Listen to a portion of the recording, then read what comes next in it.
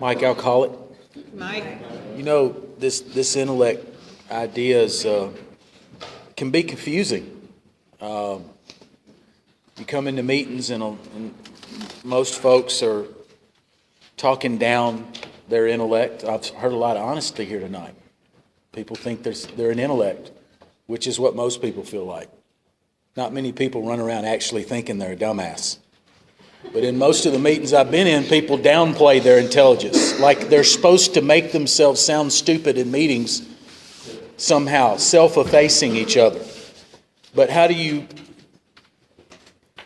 balance that in the book on 84 and 85 and 86, where it talks about God gave us brain to use. Eventually, we'll be able to rely on our mental faculties with assurance. See, it's hard to balance those two. So, is to have some form of intelligence a bad thing, or is it what I do with it?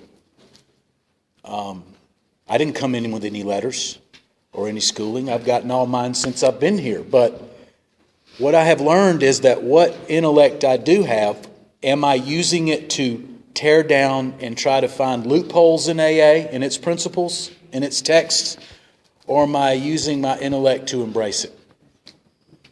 There has to be a certain amount of faith that comes with this thing. I mean, even with the Bible, I mean, somebody with half an intellect could rip it to shreds. You know there ain't enough rain to rain over the whole earth and have nothing but a twig left on the top of the highest mountains. I mean, intellectually, you know this. Science has proven this. But you take these things on faith because the story has a lesson behind it. And the stories in the big book have lessons behind them. I mean, in agnostics, it talks about the God of reason was only going to take me so far. And I really believe in that. It said we walked far over the bridge of reason to the desired shore of faith. And what I have found is that that's true. It took me only so far. But I couldn't quite step ashore because I was relying just on myself. You know, it's got some stories in there that really I need to take notice of and try to see what lesson he's trying to tell me. In that chapter, he talks about a couple of fellas, Galileo and Columbus. And we're talking about intellect, right? This meeting is on intellect. And we're talking about the greatest minds of their time. Columbus was the guy that found America, right? But he was ridiculed by the entire world, saying the world is flat. The best minds in the world thought the world was flat. And they called him an idiot. Well, now we teach children in kindergarten that they were all wrong. They were on the wrong side of history. What about the Galileo guy that they talk about in the book? Galileo nearly put to death for his astronomical heresies. Galileo was the guy that said that the earth revolved around the sun. The best scientist on the planet. All of them told him he was crazy. As a matter of fact, he died in house arrest for saying that the earth revolved around the sun. But now we teach children in kindergarten the simple solar system. They were all on the wrong side of history. And what is the lesson that I'm to get from the Wright brothers? That newspapers wouldn't even print that they had flown the first plane because they didn't want to lose customers. They were on the wrong side of history.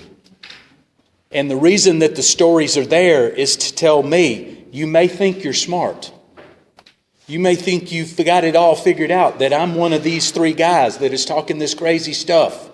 As Bill W. writing this book, you may think I'm crazy like they thought Galileo was crazy. You may think I'm crazy like you thought the Wright brothers was crazy. You may think I'm crazy like you thought Christopher Columbus was crazy. But what the story is designed to tell me is it's saying, please don't be on the wrong side of your own history. Because we're onto something here. We're saving lives.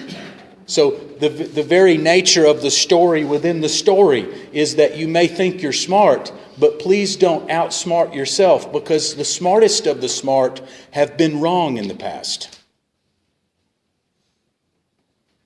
Now, I've heard people say, and I'm not discounting what anybody shared here tonight, but I have heard all my tenure here in recovery, my best thinking got me here.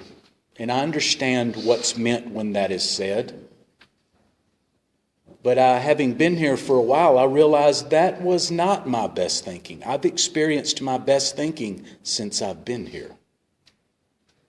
It's realizing and having the psychic change to realize is what I thought was true was not true.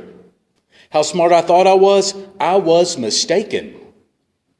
I was on the wrong side of my own history, and now I'm on the right track.